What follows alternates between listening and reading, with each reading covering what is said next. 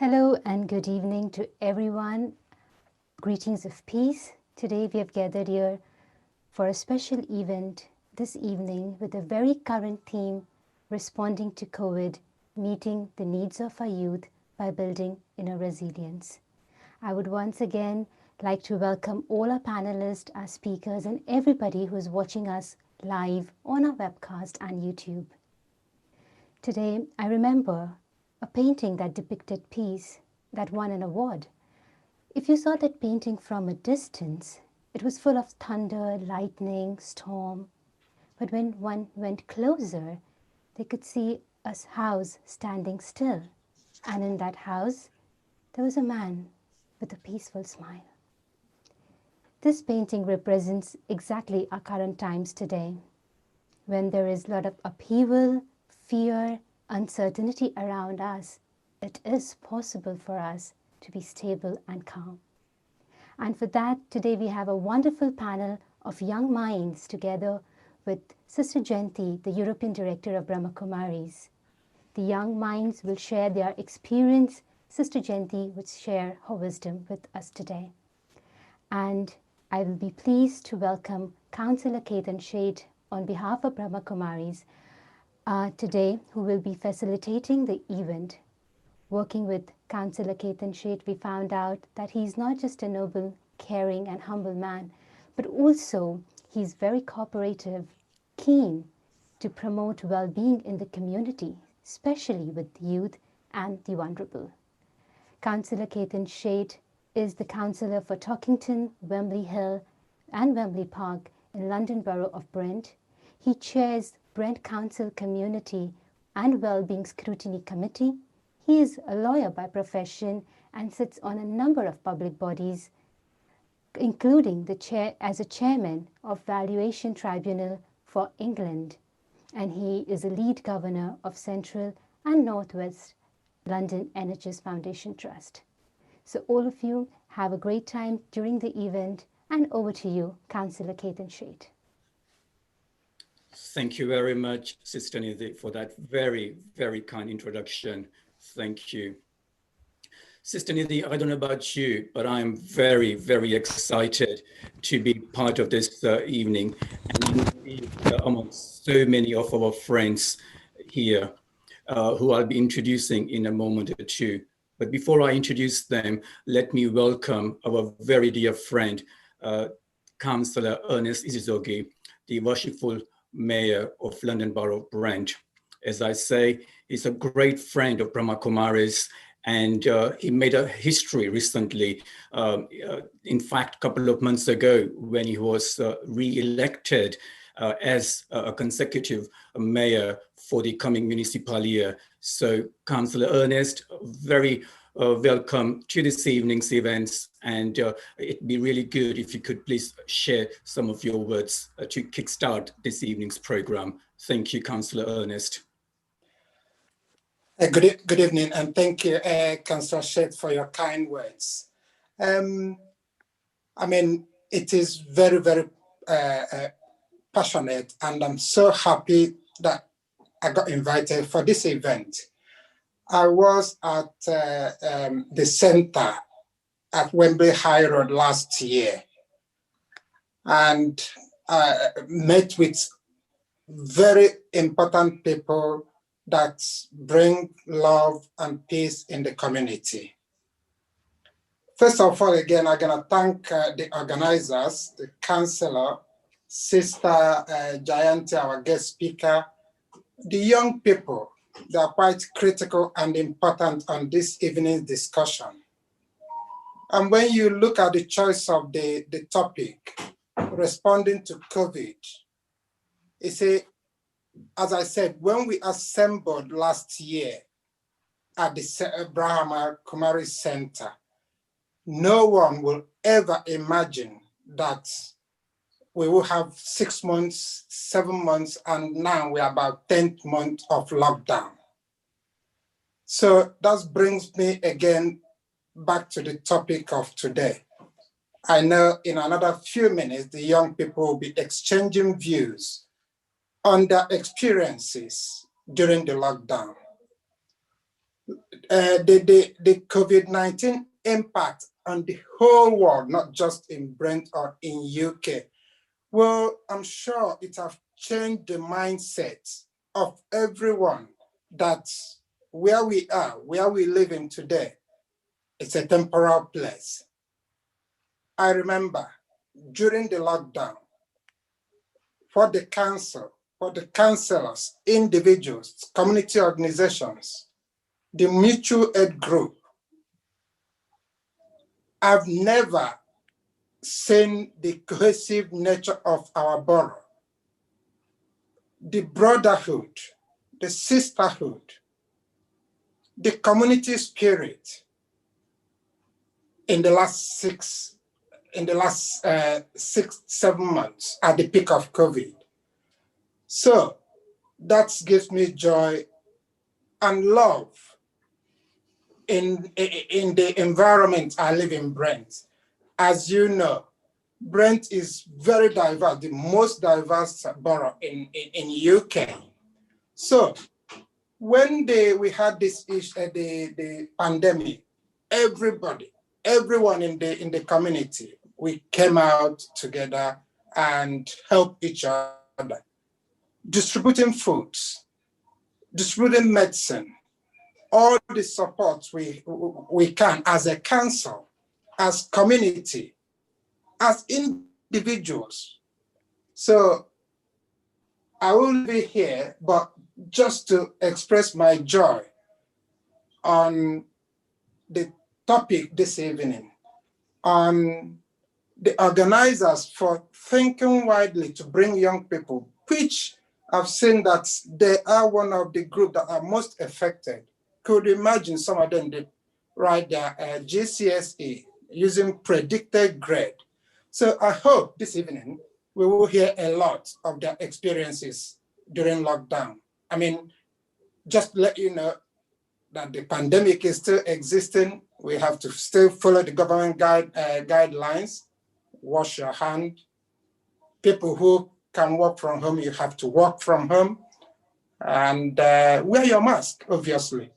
So I will pass over back to my admirable Councillor Kate, who is doing a lot of work in the community, a lot of work in the council, and a lot of work scrutinizing the community health and well-being. Councillor Kate, I'll pass back to you. And please, I will not stay till the end. I have another Zoom meeting to join as soon as I log off. Thank you very much for the invitation again.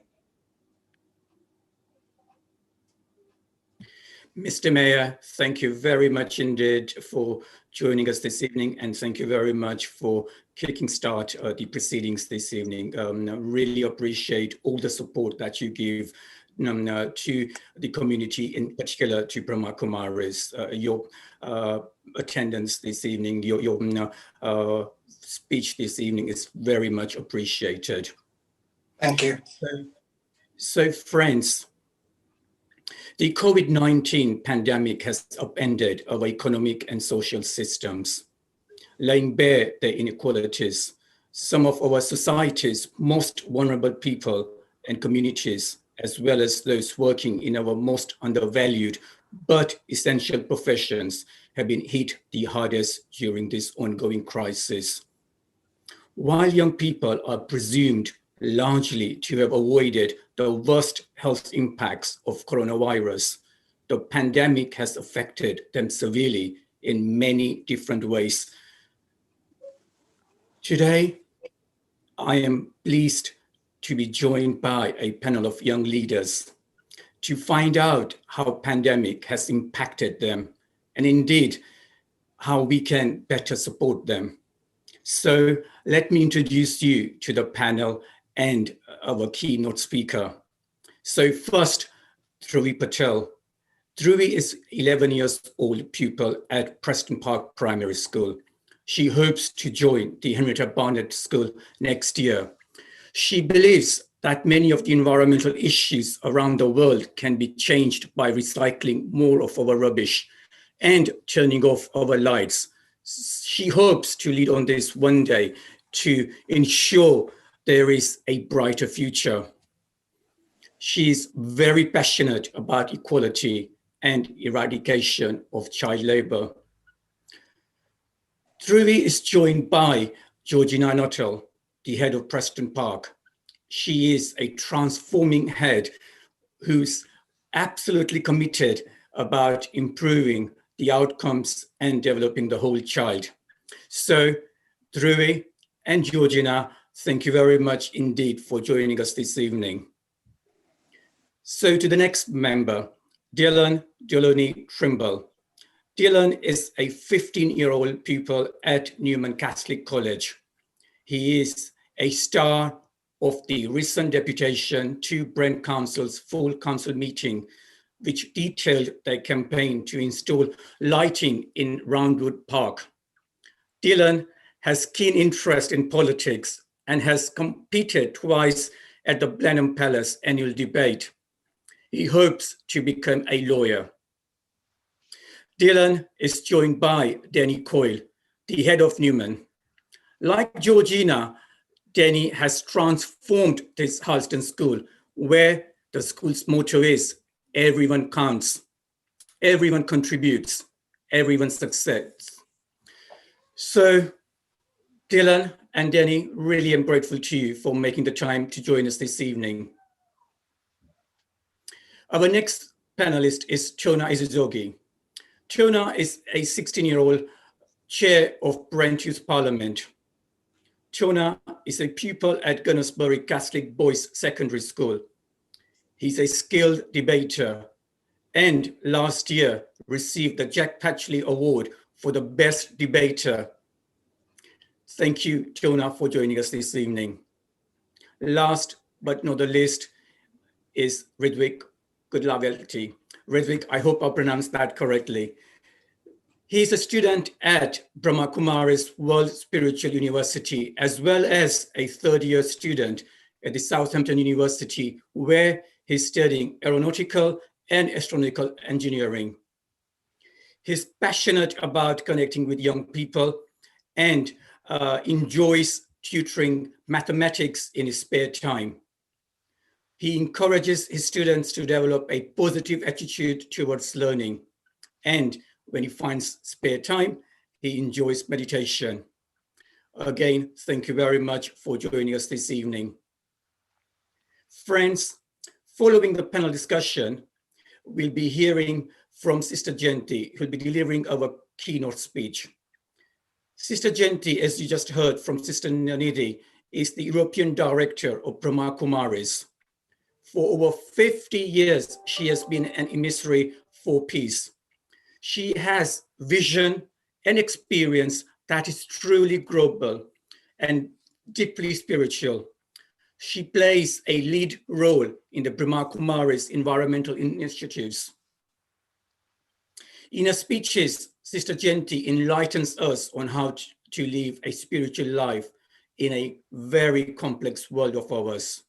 So, friends, I'm really looking forward to hearing her speech a bit later on.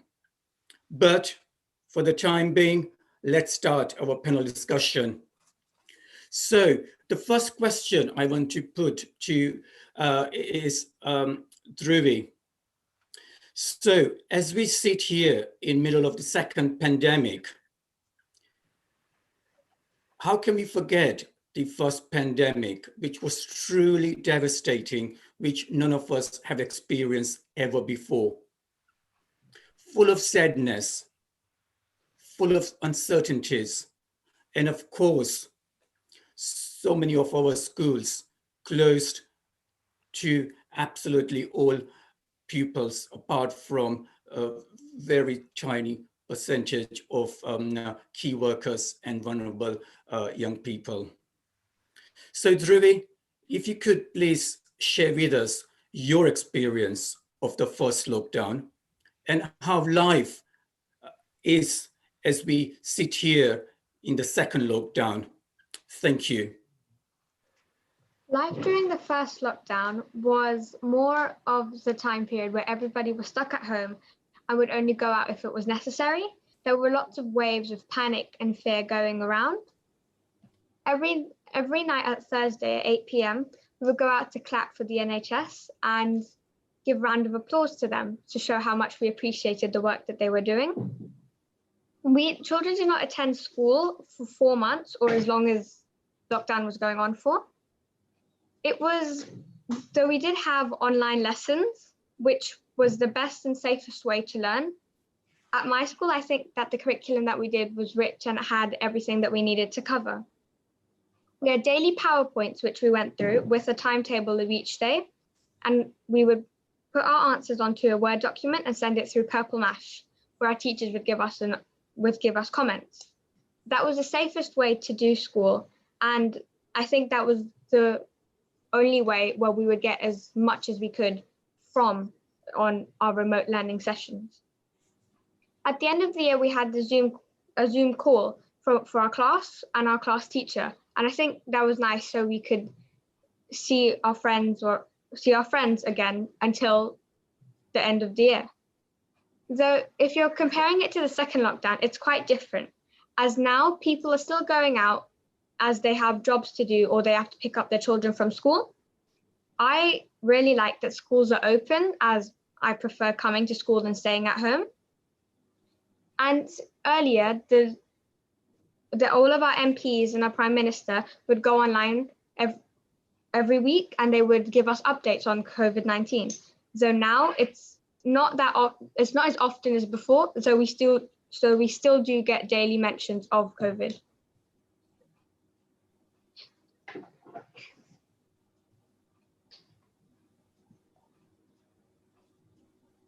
Oh, you're on mute, Ketan. Thank you very much, Rui, for sharing your experience. I really appreciate it. So, Chona, if I can move to you. So what support did you have in place to keep up with learning, please?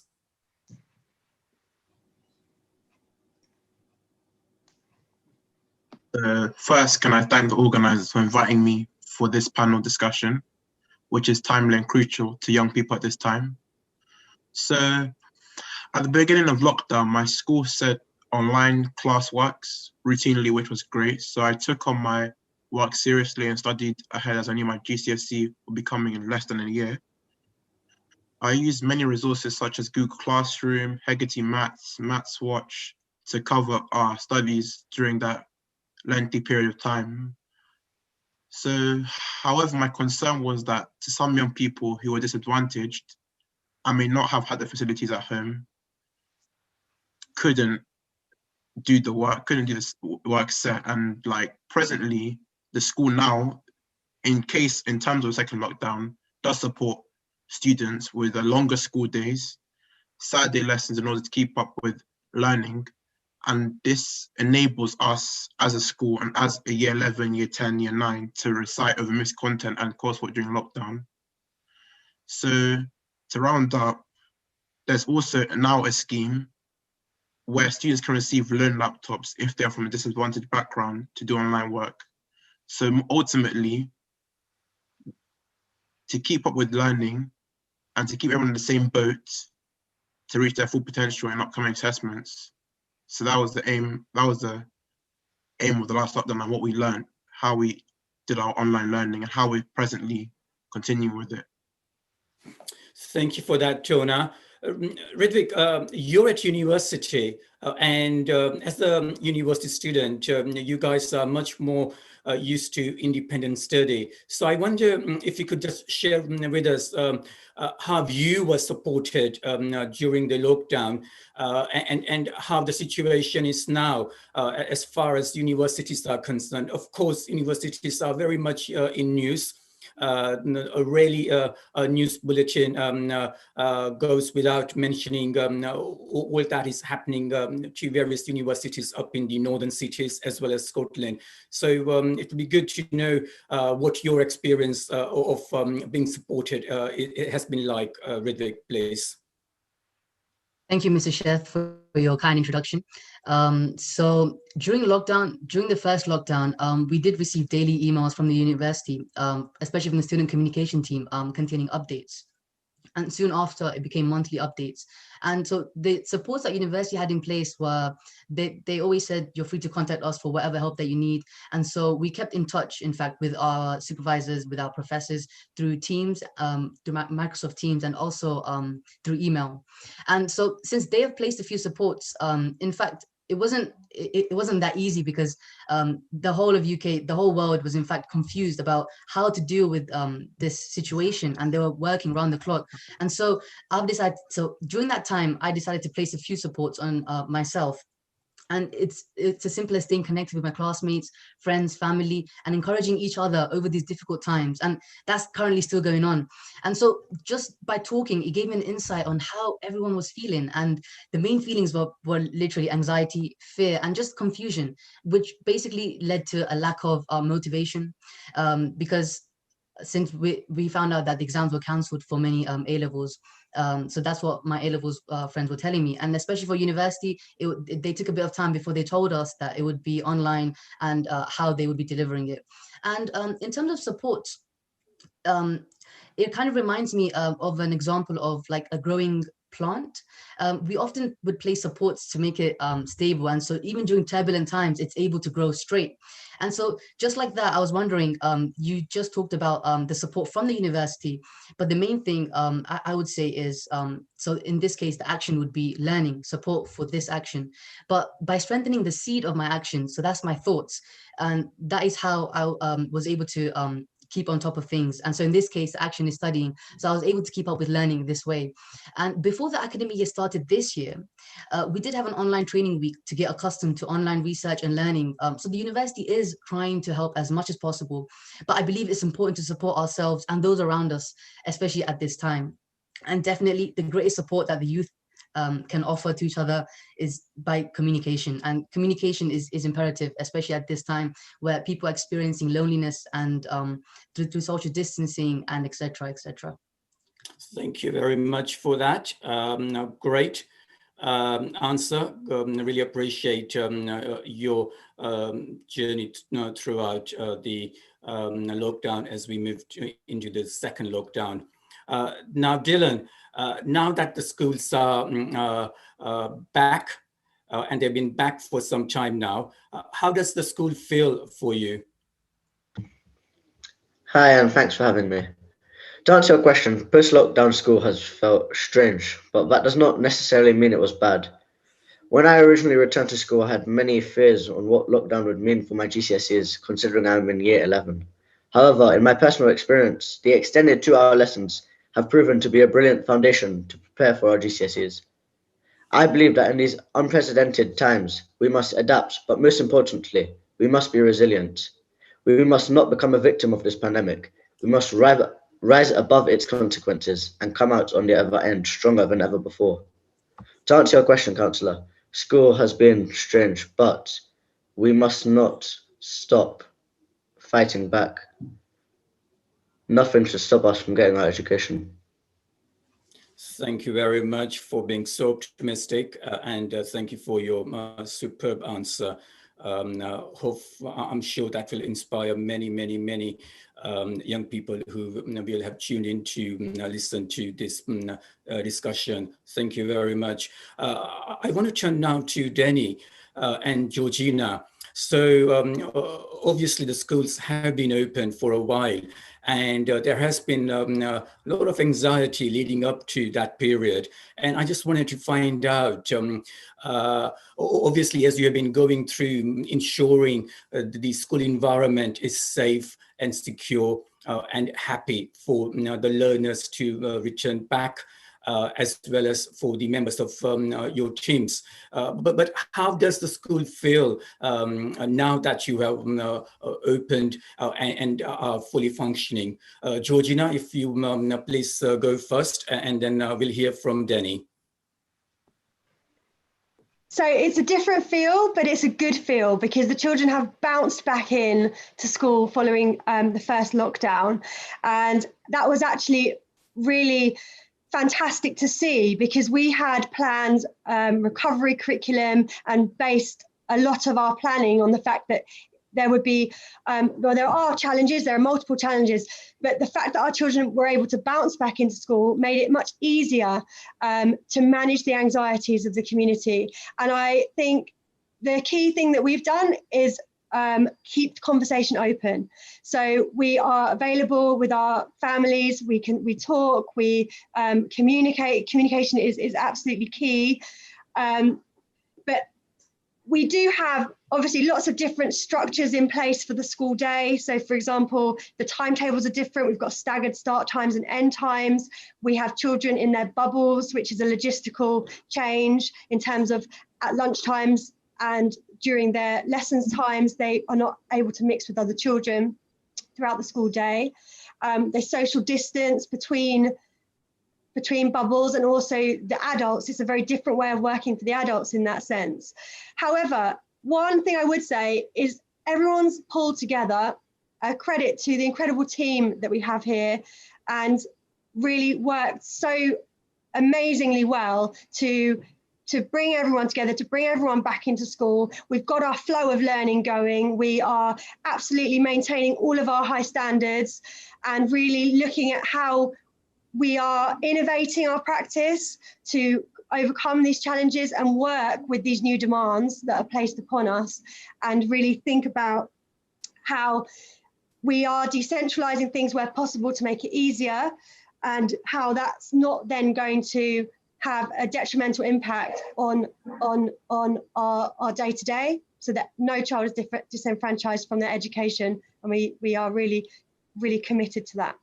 Thank you very much. Danny, I guess you have a similar experience, but being a secondary school, perhaps you have a different angle on it.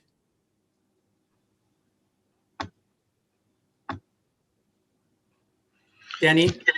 Thank you for that. Thank you for that. Yes, very much so. We've been open, of course, since March. Since the start of March, and since the start of the lockdown, but September was fantastic. I love that analogy that the students bounced back into school. Very, very positive. It's a happy environment. We deliberately built more drama and art and PE into the timetable in September, because we felt that the boys in this school from this area might have missed out on those opportunities throughout the lockdown. Similar to the previous description, safety is paramount, obviously. We have bubbles, we have staggered starts, staggered ends, we have a positive and a calm environment. The teachers have been superb. The teachers have been absolutely superb, and the pupils have been phenomenal. You know, education is absolutely strong here at the moment. Catch-up is a priority, because we've missed so much learning and teaching time, but safety is paramount. So we ensure temperature checks at the start of the day. We ensure hand washing is going on. I think we have 40 hand washing stations around the school, which we put in recent weeks and months. Teachers walk to classes now, and I've done this job in London for 32 years. I've never been in an environment where the teachers travel to the class. It's always been the other way around. Now the pupils are stationary in their own seats pretty much for the entire day, and the teachers walk to that. Can you imagine the culture shock of teachers having to move around 4 or 5 times a day? But it's working really well. One of the positive side effects, of course, is rather than having 1,000 people moving around to 6 or 7 lessons, maybe 12 times a day, we don't have that anymore, because people are in the classrooms. So the atmosphere is incredibly calm. Dinner time runs from 11 in the morning till 2:30 in the afternoon. So the canteen's always open, which, if you like your food like me, is a real benefit. We do that, of course, to ensure that the children can be fed in their own bubbles. So the experience has been challenging, and Dylan's right, the experience has been challenging because it's so new, but education hasn't suffered. If anything, I think as a country, as a profession, as a group of young people, the bar has been raised. People now recognise how important education is. Things that perhaps we took for granted, Councillor, in previous years in our society. The absence of education for those 4 months, people have realised that education is the key to unlocking your potential in the future. So despite everything, the environment and the attitude from the boys in this school in Harlesden and the teachers has been phenomenal. And I am proud to work in an environment where the community support and the children and staff have such a positive frame of mind and are doing so well despite the challenges that we all face. Thank you. And as a brand counselor, leading scrutiny across brand, I couldn't be more prouder of what you're doing, Georgina, and what you're doing, Danny, and of course, what every pupil and student across the brand is doing. Thank you very much indeed. So we've heard a lot of positives, and let me now turn to that positive and ask Dhruvi, please. So there has been a lot of new norms which have been developing over the past few weeks, and I wonder if you could share with us about what you think, Georgina, for instance, or other schools, for instance, as an example, should be focusing on going forward to have even better, even more positive experience. I think that what my school's been doing has been very effective, as our work has been on track from the beginning of the lockdown as well. So now I think we should focus more on the curriculum that we have coming forward and brushing on what we've done in the lockdown. And here we have tuitions and interventions for those who have not fully grasped the concept of what we've been learning. So I think that helps completely understand and get a good grasp on what we've been doing in school. We also do share remote learning online for whoever cannot come to school if they are in quarantine. So they still manage to get through their lessons and still learn what they need to while staying at home. Mental health is also one thing that has had a positive effect, as people are now sharing how they feel through different lessons such as PSHE or also just circle time that we have.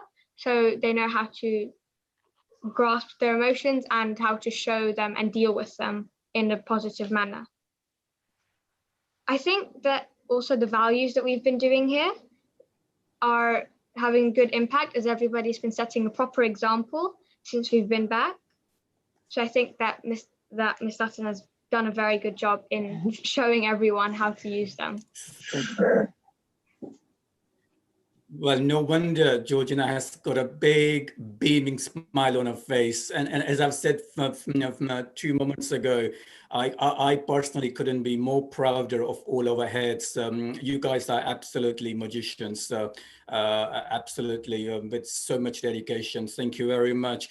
And keeping with that positive theme, if I can move forward to Ridwig and ask, if I may, what positives can we take forward from this pandemic? You talked about in your earlier reply how you have been seeing positive, and I wonder if you want to explain a little bit more about much more generally how we can take our lives forward with this ongoing pandemic. Yes, Mr. Sheth, most certainly. So just taking a look at what everyone's been doing, what humanity has been doing, it's just highlighting the fact that how much importance we're giving to gratitude, to family, to friends, to our community. And earlier, the mayor did in fact mention community spirit and how important that is and how it's like constantly growing right now, because we're all fighting this together and we're all in it together as well. And so it just shows that there is some sort of unity in this divided world. And definitely there's a raised awareness of mental health and mental stability as well, which is something that can be constantly addressed even after this pandemic. And it is a challenge. And once a challenge is overcome together, the team that overcomes the challenge grows together. And in this case, the whole world. And it is quite obvious that we are constantly adapting to situations and developing how fast we can adapt to scenarios like this.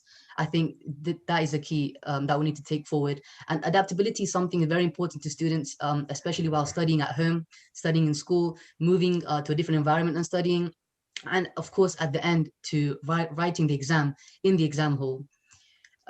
So that is what I would like to say. Thank you. So you just touched upon mental health, as Dhruvi did in a last reply, and one or two other friends also mentioned mental health. And if I can now turn to Dylan, obviously mental health is a hot topic, particularly in this current climate. How do you think we can promote positive mental health for our young people? Please. Yes, mental health is an issue which is very important to young people in the modern day society. However, there's a fear that surrounds this topic, a fear of speaking up. And that is why I'm a firm believer that mental health must be promoted amongst all people. And the most effective way I believe we can do this is in schools where students are in a safe and already trusting environment. For example, here at Newman, we hold many drop-down days in which we cover important topics such as mental health, which is an invaluable experience for our students as it teaches us to cope with many issues, ranging from pre-exam stress to COVID-19 fears.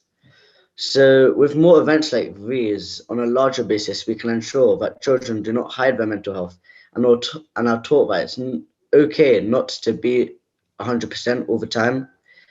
We're all coming out of this pandemic together, and by continuing to discuss mental health, we can be certain that we will all stick together. So, Dylan, I wonder if you can share one of your brilliant initiatives. So when I recently visited the school, you have this music being played in the corridors, and perhaps Denny might want to interject here. I wonder how that helps you and your friends with your mental health. Yeah, so as you walk into the school, we have some nice calming music, which I think has two benefits. One, it helps take people from their fears because it's quite relaxing for the mind. But secondly, it helps us to prepare for the school day as it calms down all our excitements that we've had outside, and it makes sure that our brains are ready to start learning. Sorry, Dylan, we missed the last bit of your answer. Yeah, I was just saying. Sorry, do you want to come in?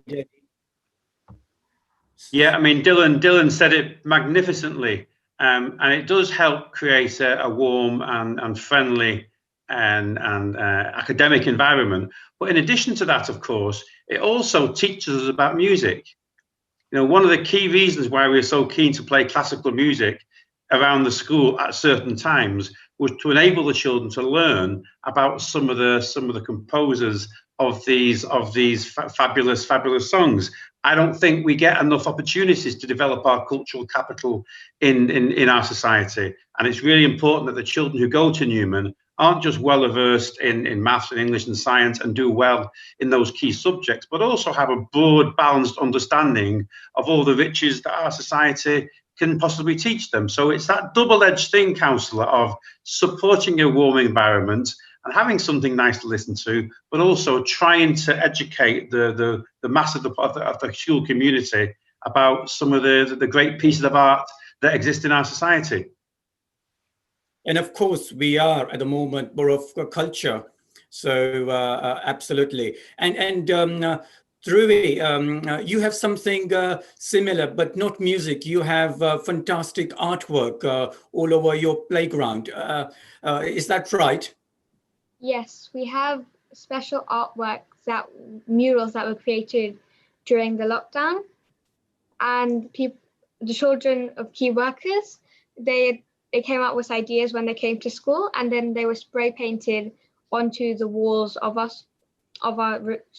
school walls in the playground. There are three. One is the Thomas Edison quote about the light bulb.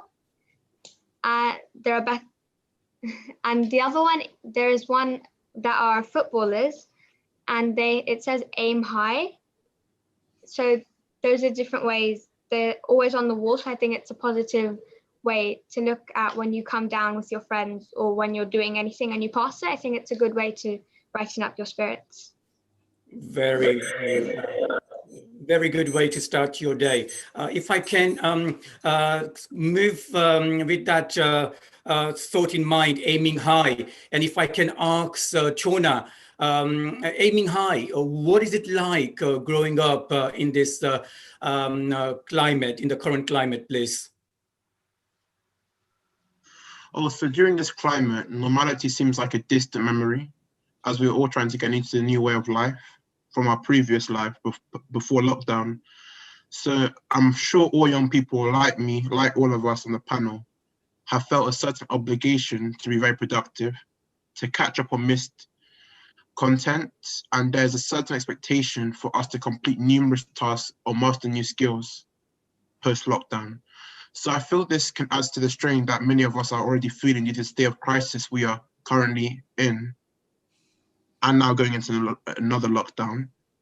While though very difficult, it's just as important, if not more so, for us, the young people, to look after our mental health as a key priority, as well as push ourselves to become more proactive in our communities. Thank you. So you have all been very, very positive, incredibly inspirational. And I just wonder, with that in mind, has youth pressures changed? You know, when I was back at school, I remember all the pressures, and I wonder whether things have evolved to make you all into superb young people. And I wonder what sort of pressures you guys have now. And perhaps if I can ask Dhruvi, and then Dylan can chip in. Dhruvi? There are pressures, though they have changed from before lockdown. As before, you would be urged to excel in school, while now it's more so staying safe and maybe going online, as we understand the importance of life and how it can be taken away any day. Well, earlier it was a rare occurrence in your day-to-day life, while now it's more usual. So there's more of a pressure from your peers to go online, as it's a great way of staying in contact. But how do you stay safe? Going online, how do you stay safe, please? Yes, we had an e-safety workshop earlier in the week, and they talked all about staying safe while making sure no one knows where you are, and being able to just be yourself online, while also making sure that you're in a safe environment and no one can tell anything about your personal details. Thank you. Dylan, you're at a secondary school, so I guess the pressures which Dhruvi would be experiencing would be somewhat different, right? Yes. Personally, I think there's an atmosphere in year 11 of hope for our GCSEs. We know that we've just been through a historic time. Not many people can say that they've lived through a pandemic. And we know that this means that we as a school have to adapt and evolve, and that we need to do what we can to ensure that we get our grades, because we're not going to let a pandemic stop us. It just adds to the common fact that this generation are the strongest generation, and we can rise above whatever the world throws at us. And this is just another example of that. So whether it's from extra revision at home to 2-hour lessons, we have all risen above our initial fears, and we know that we're going to come out of it stronger. And like I said, this is a historic moment for all of us.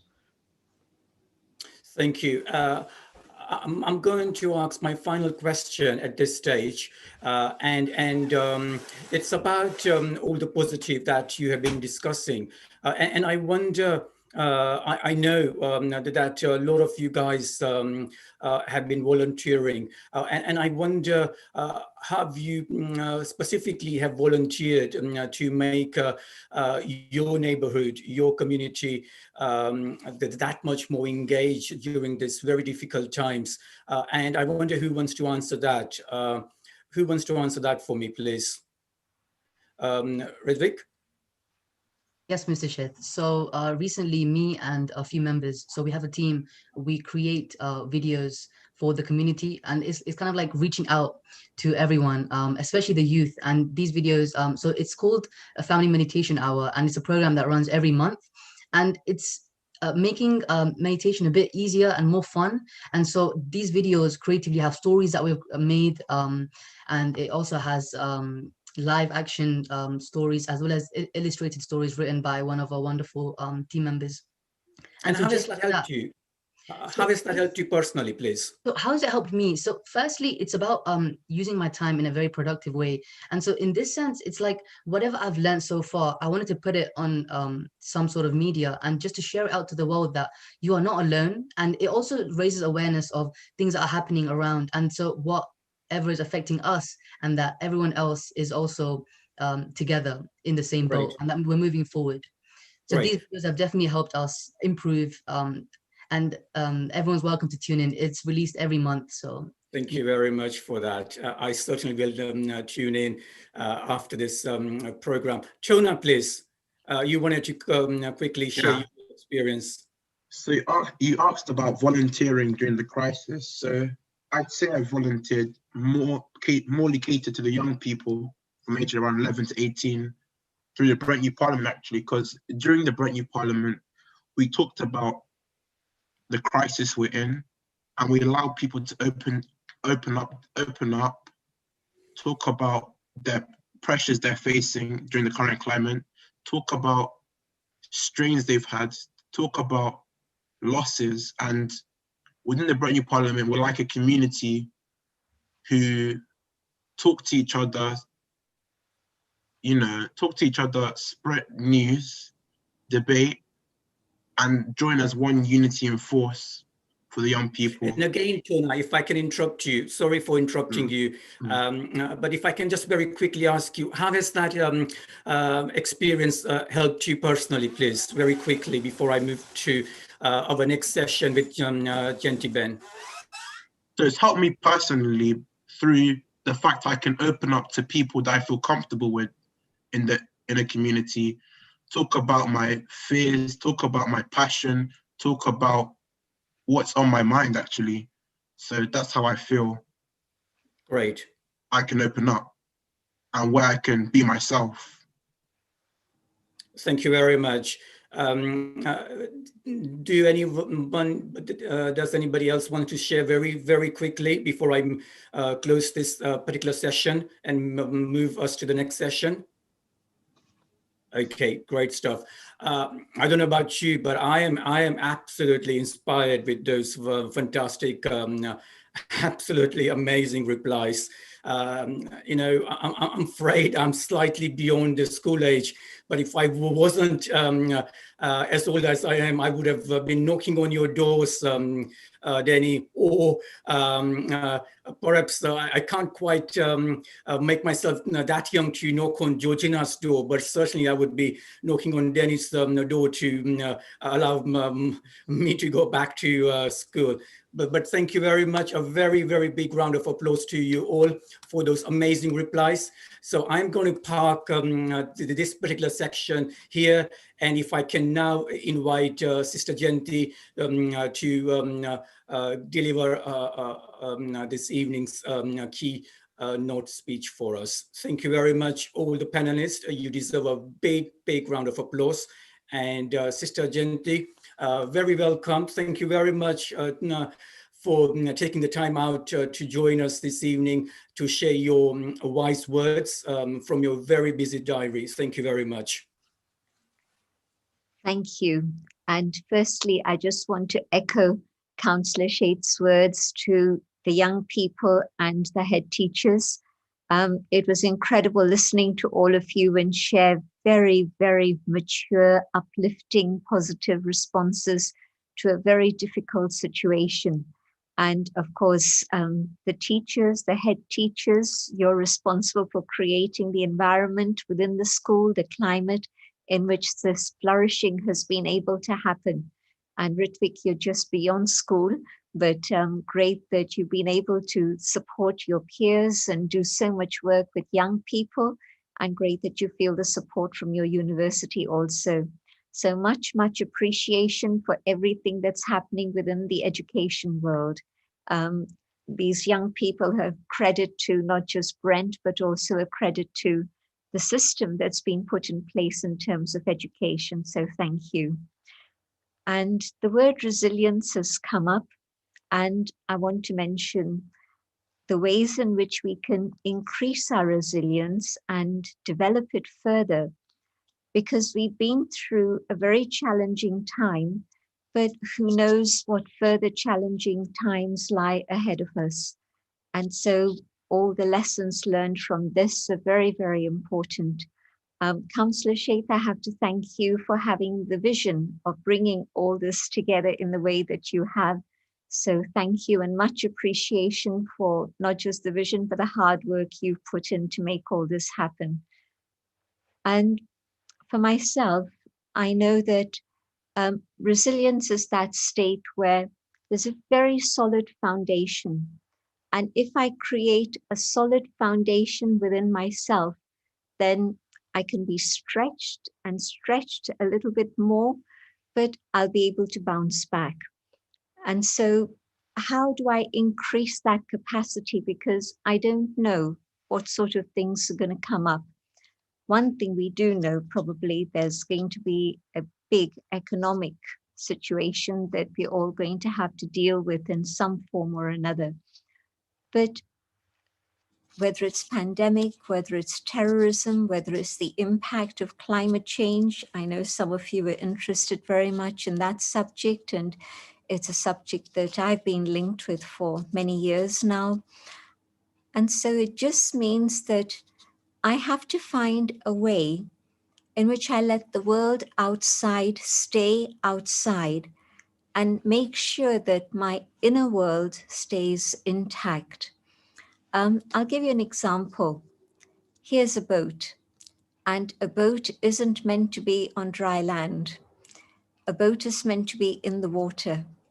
So as a human being, my life is worthwhile in terms of community, in terms of action, in terms of interaction with those around me. If I were isolated and not connected with the world, that wouldn't be the purpose of life. And so I have to be able to live in the world, just as the boat exists to stay in the water. But if it allows the water to come in, there's going to be a problem. And so the water has to be kept out, and then the boat stays intact and will carry you to your destination. Same thing. I'm here in the world, engaged in everything, and that's the way I learn and grow and develop. So that's absolutely right. But I have to make sure that my own inner world stays safe and sacred, which means that many of these words, I'm using words that I heard all the young people use. At one point, somebody spoke about values. A couple of you spoke about values. So how is it possible for me to keep my own inner values intact? That's what I mean by keeping yourself safe and keeping yourself sacred. It means that the things that are most important to every person in the world are things like love and trust and peace and responsibility and joy. These are the things that we value a lot. There's another long list, but these are some of those values.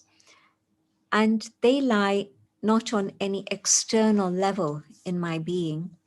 They lie deep within myself, within the core of my being.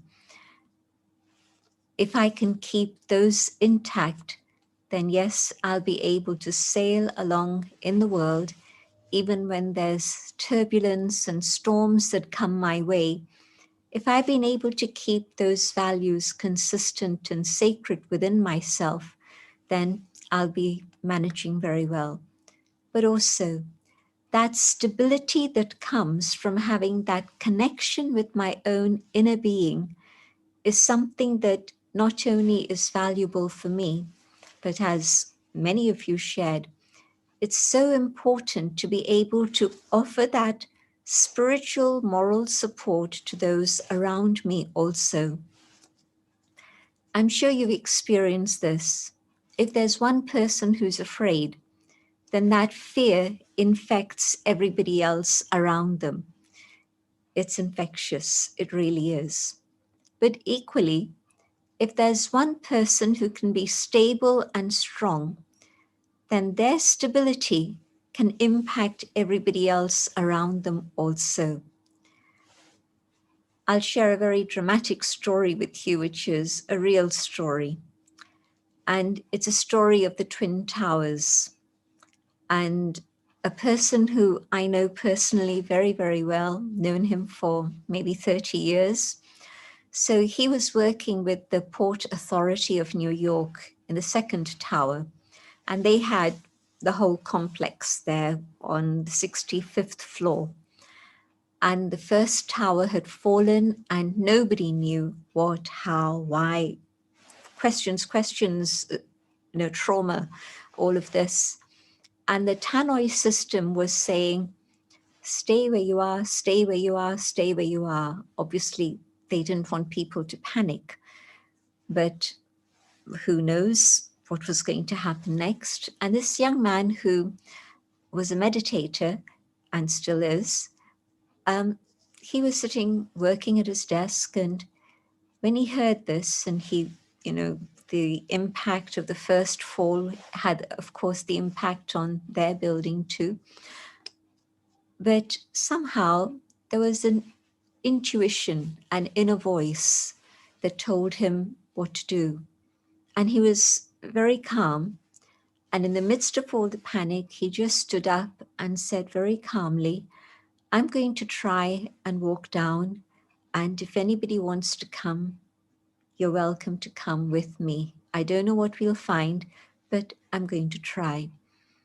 And about 25 people decided they would do the same. And they walked down, the lights were gone, it was dark, and somewhere there was water coming through, somewhere there were wires that had erupted, all sorts of things. But they walked down very, very calmly and as quickly as they could. They came outside, and literally a few moments later, the second building also collapsed. And of course, we had people at hand because we have a center nearby there offering just a kind word, cups of tea, and so on and so on. And if they wanted, they were then wanting to have a safe place to go to. They were welcome to go to our center. But my point, one individual who stays calm and peaceful is able to help support many others around him also, or her. Many stories, as you can imagine, the whole collection here. But how to get there? That's my question. How can I maintain that calm? And I believe all of us can do that. This isn't just one miraculous person, but we all have that capacity. And just as with all the other things you're doing, you know how important it is to practice, whether it's a game, whether it's tennis that you're playing, whether it's computer work that you're doing, you need to practice. And if you don't practice, you say, oh, I know it all. It's okay, I'll get there. Well, at a certain point, you discover that you don't know enough. But where you're diligent, and the little that I know of you from what I heard from you this evening, I can imagine that you're not only very good speakers, each one of you spoke brilliantly, but also I know that you must be very diligent in your work. The practice is what has allowed you to move forward, and practice makes perfect, of course. But in this case, just to take a few minutes for yourself each morning. Most of the day, our attention is focused outside. But first thing in the morning, just take a little bit of time to go on an inner journey and that reflection time for yourself, going inwards and connecting with the being that you are. You know, we talk about the human being. So the human is the anatomy and the physical external form. And the being, well, by looking at you, there are many 11-year-old girls, but I don't think I can find one like Dhruvi. Equally, there are many others like Dylan in terms of size and weight and width and height and age and all of those things, but you are unique. And that is each for Tona and for Ritvik the same.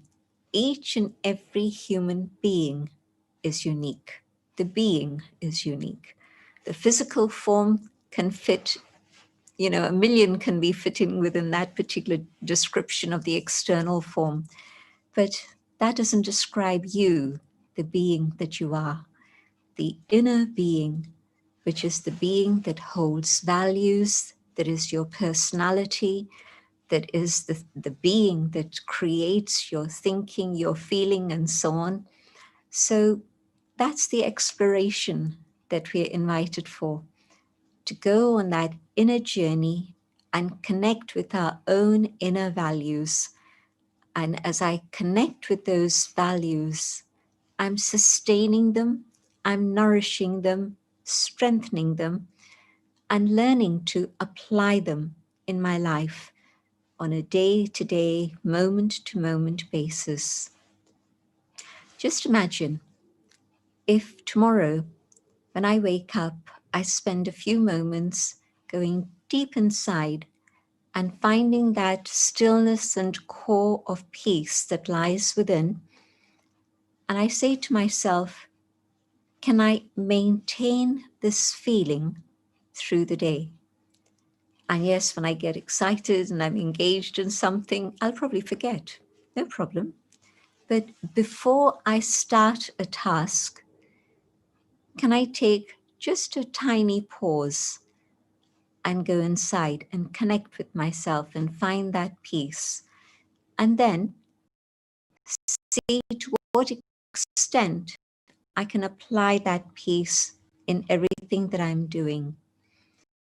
At school, can I look at them and not see just the external form, but can I see them as that inner being, the shining light of that being, and connect with the peace that lies within them?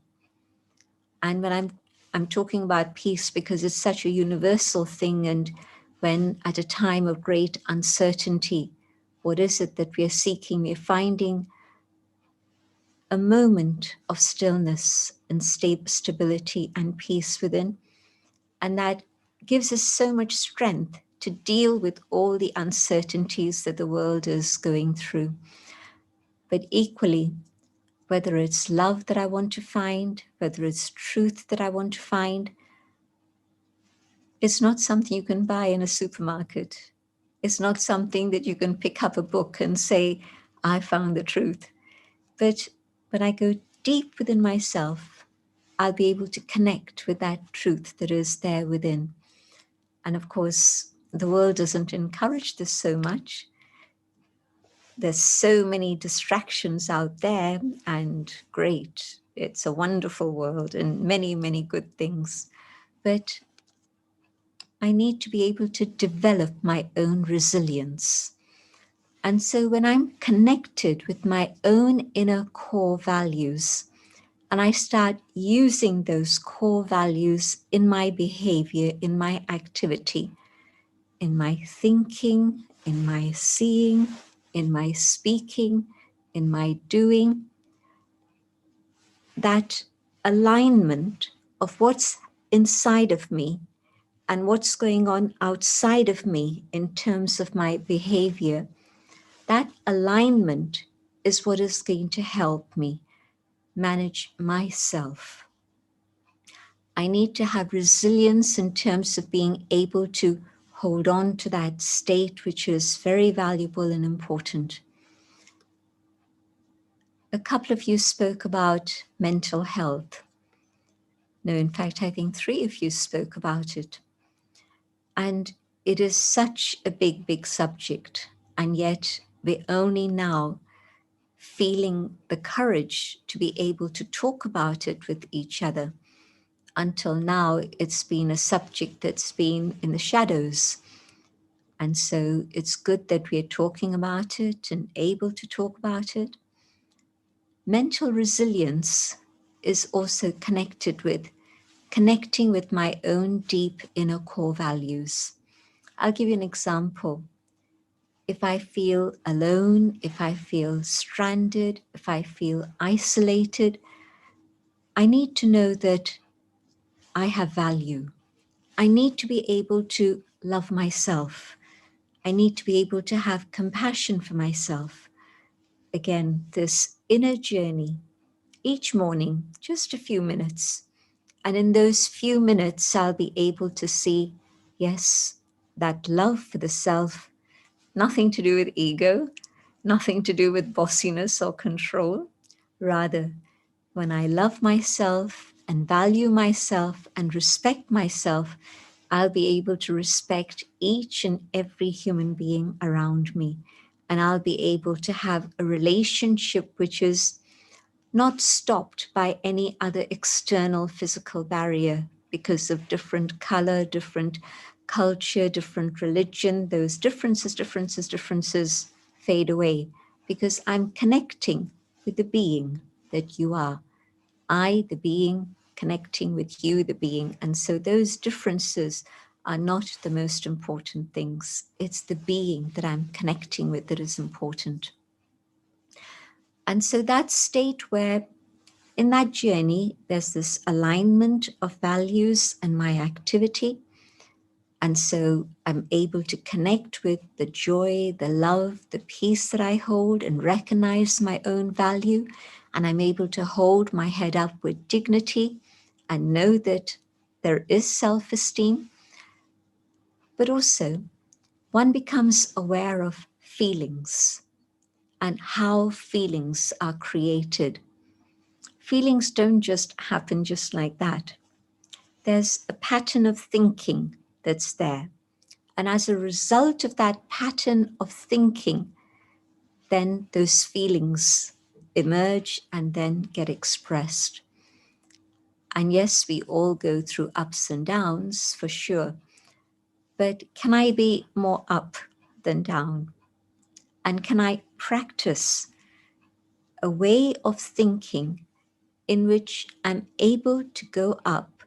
And if I stay up above, I'm also going to be able to help another. And so whatever is going on in the world, I have to keep my inner world intact. That's my responsibility.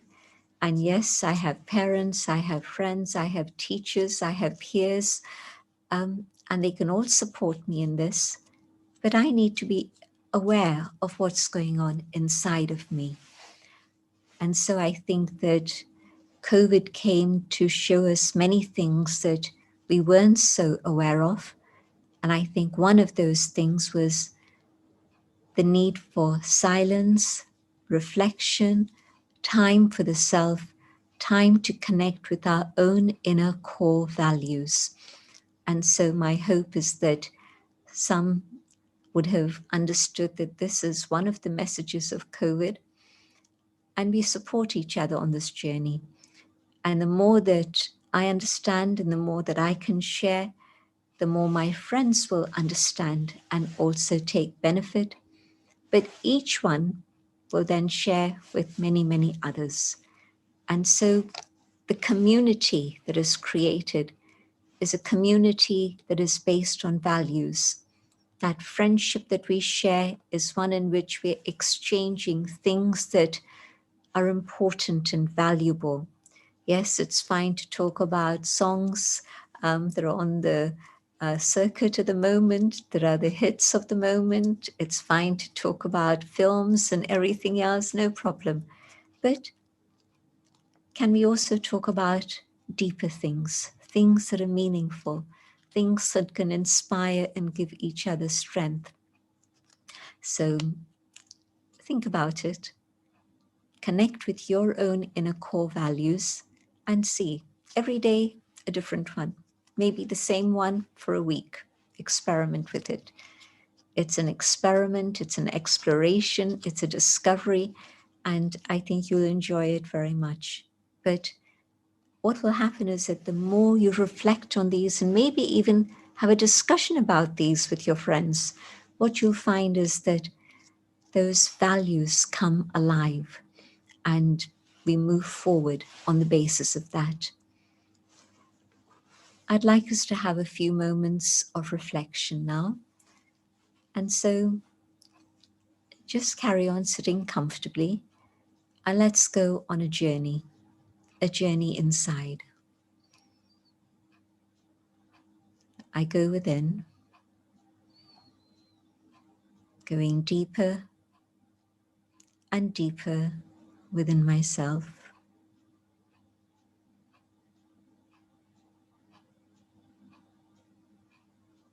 I come to that place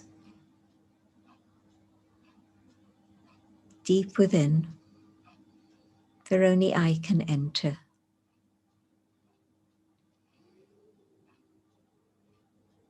And in this space, I find peace and love and truth.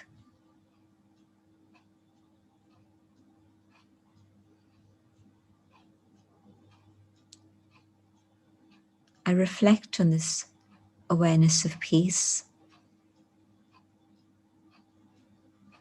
And as I do so, peace begins to feel very natural.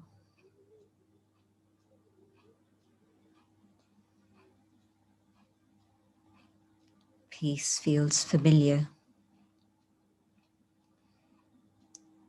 Peace is who I am.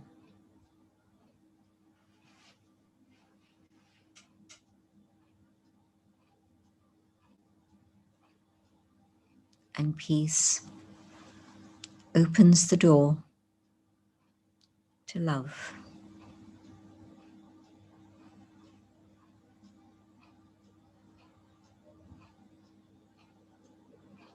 Is it possible to love myself?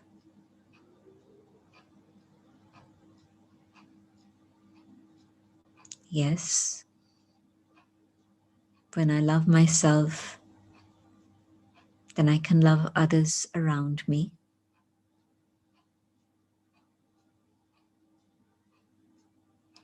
And when I see my own values within,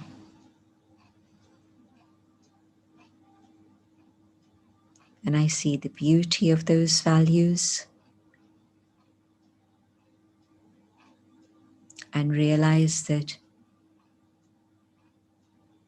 this treasure store lies within me, then I appreciate who I am as a human being. I can appreciate and love myself.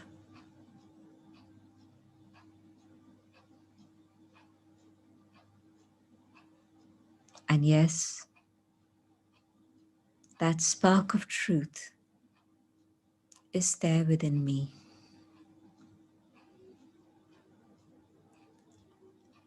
Most times I've forgotten about this. But now, looking inside, I know it's here. And all I have to do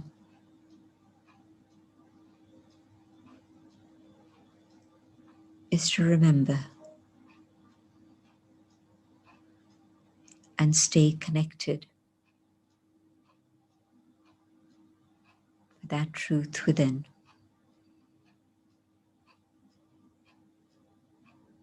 My conscience can be my guide.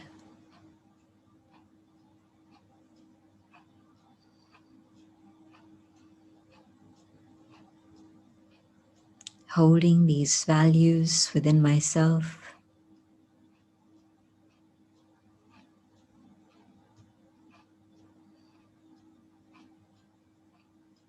I resolve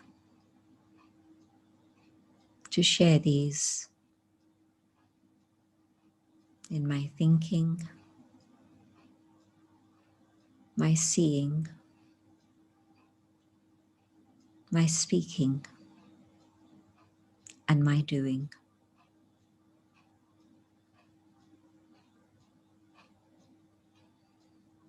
I come back to the moment here and now, but now in touch with myself, resolving to use these in my life. Thank you.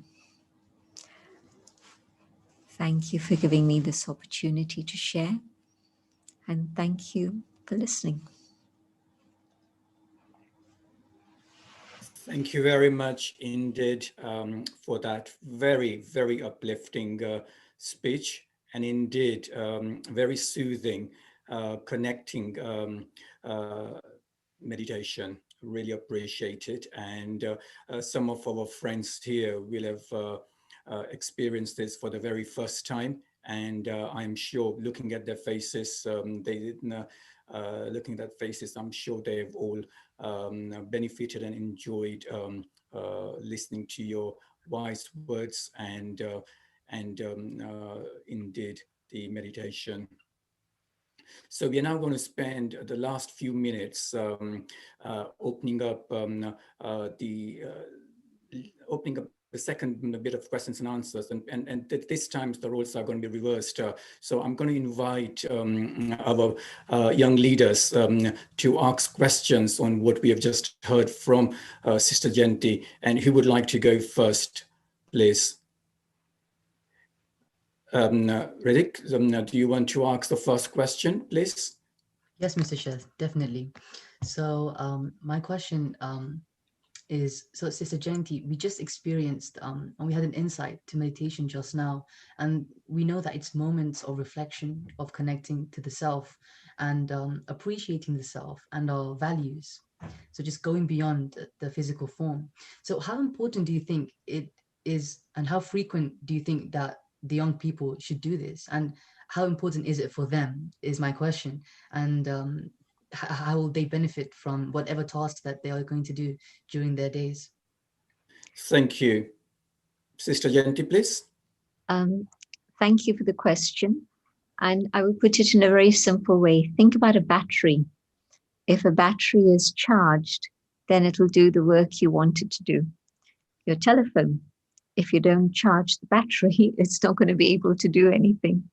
And so you make sure you keep it charged. Giving time to the self each morning, just for a few minutes, and then you can increase it if you enjoy it.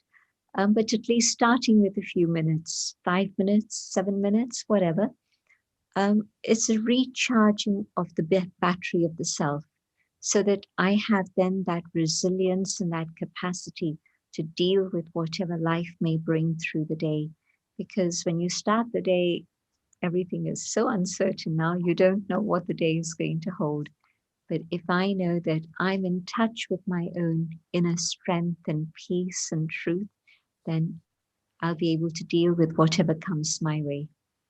Thank you very much. It's Thank you. Thank you. Dhruvi, please. If you want to unmute yourself, Dhruvi. Thank you, Dhruvi. Where does your inspiration come from to understand all about the meditation skills that you have? It's thank you for the that question. Fantastic question. It's a very ancient tradition that comes from India. It's called yoga, and people usually associate yoga with the physical postures, but this is the inner side of yoga. And we now have International Yoga Day that happens every year in June.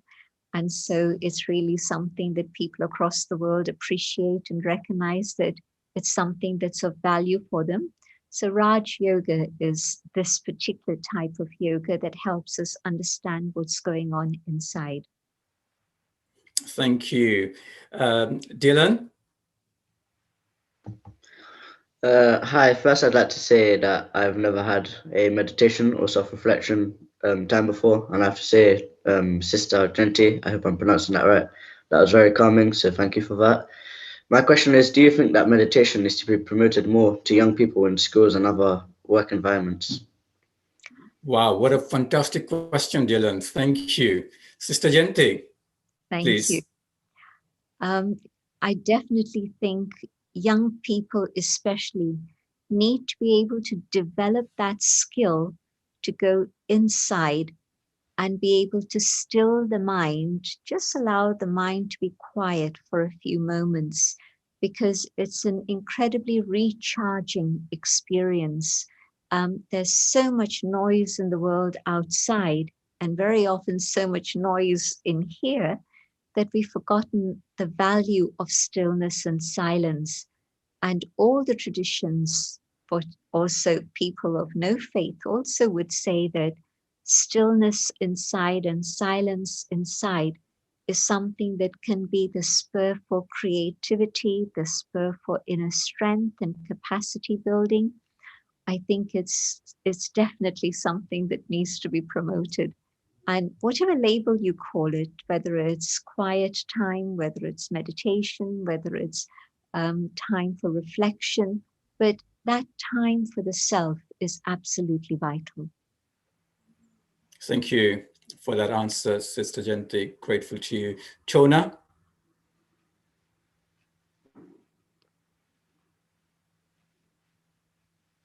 You need to unmute yourself, Tona, please. Thank you. So is this a daily habit, or do you do this with your family, or is this just like a hobby? Because it was very inspirational. Thank you. Thank you. Very good question, because for me, it's my hobby and it's also my daily practice. And so I do it because I enjoy it and I want to, and I feel the benefit and the value. And you can do it alone, or you can do it with your family.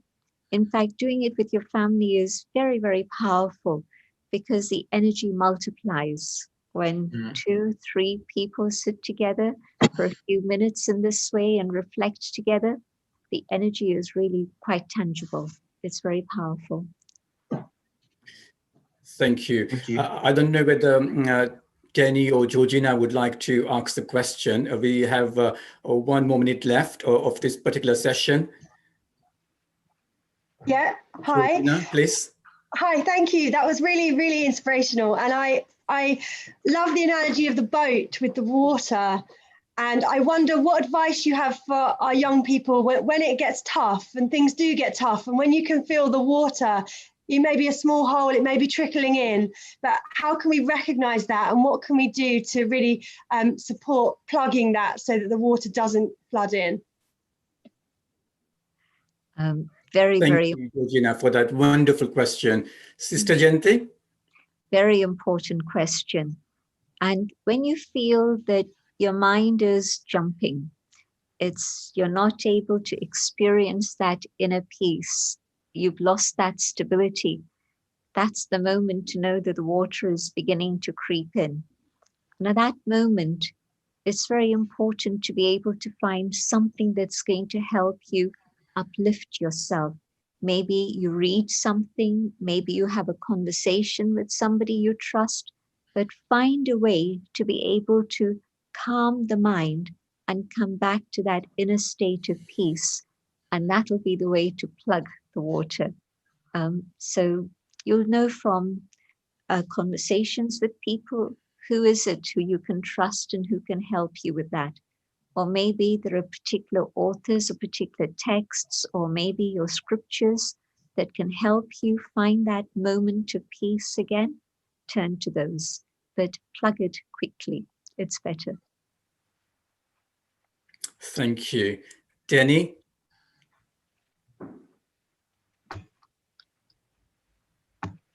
Thank you.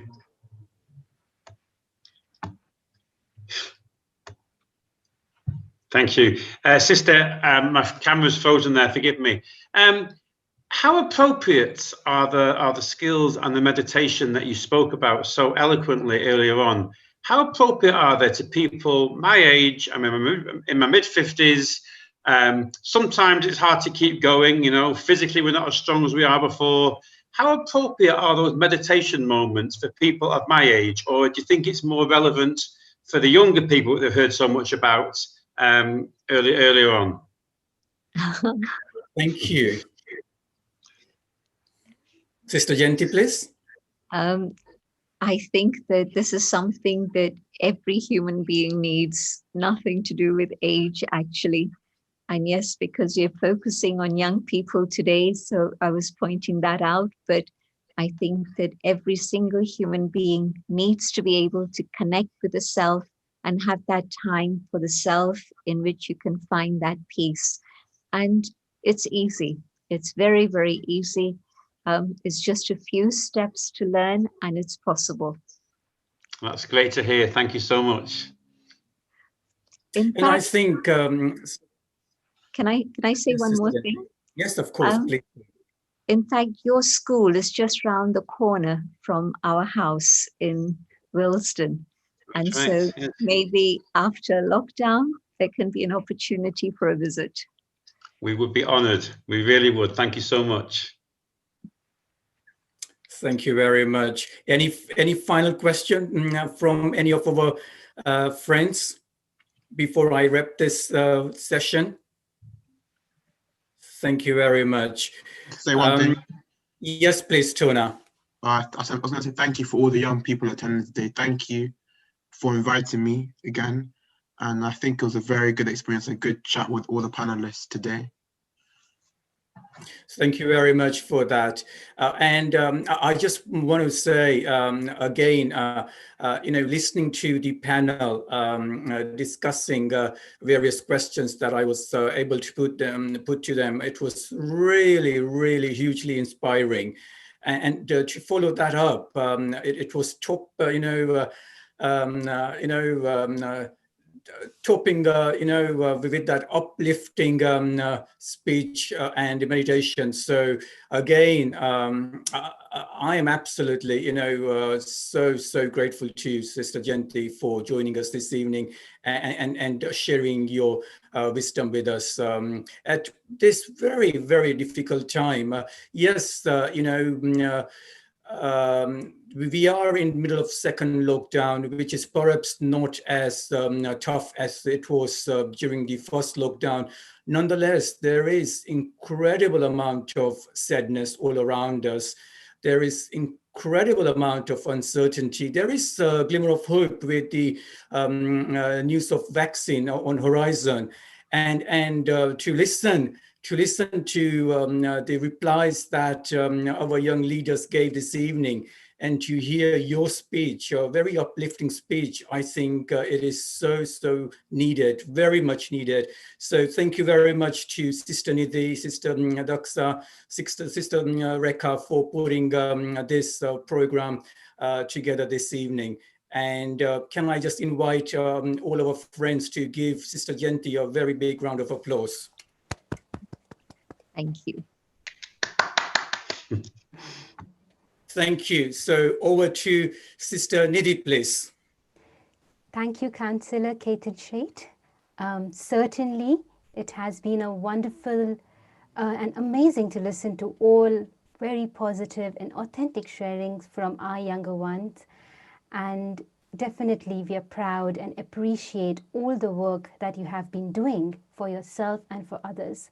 I would like to thank you, Mr. Mayor, for sparing time and sharing your valuable words with us, and also express our gratitude to the head teachers of the schools who have been an example of constant support, and also for sharing this event in your schools. And would really like to say a big thank you to Sister Jenti for bringing the awareness of our inner core values and explaining us so beautifully how we can enhance them and what the impact that they will have on people and situation around us and on ourselves.